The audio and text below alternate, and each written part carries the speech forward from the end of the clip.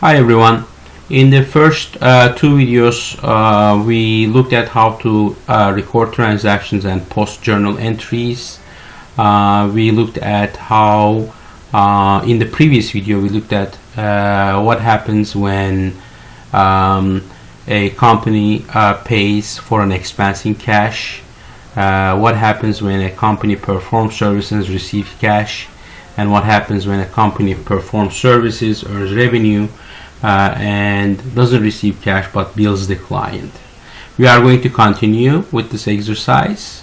We are going to look at scenario number 6 where a company is compensating an office employee for $6,000 in cash. In this case, the company's cash balances are going to reduce by $6,000. As I mentioned in the introductory video, any asset that is decreasing is going to be recorded as credit. So we are going to record it as credit, and then we are going to look at retained earnings. An expense is going to decrease retained earnings. Retained earnings is part of equity, and a decrease in equity is recorded as debit. So we are going to record retained earnings as $6,000. In transaction number 7, the company is receiving $700 as partial payment for services rendered in Part 5. Part 5 we covered in the previous video. Now the company is receiving a partial payment.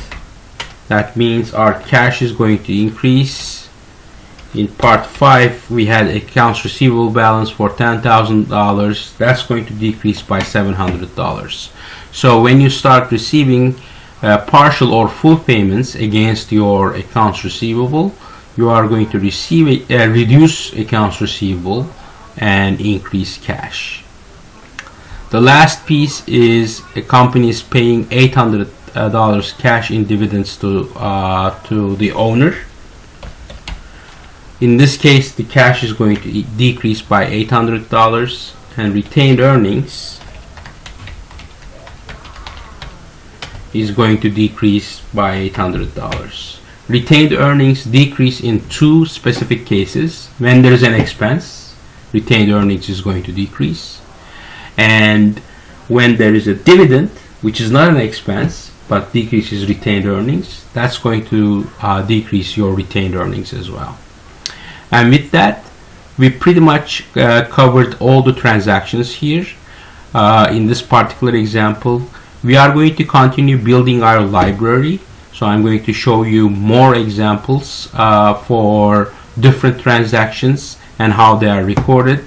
And hopefully we are going to build that library, and with some exercise, you should be able to master these building blocks, recording transactions, which will help you in building financial statements such as income statement and balance sheet.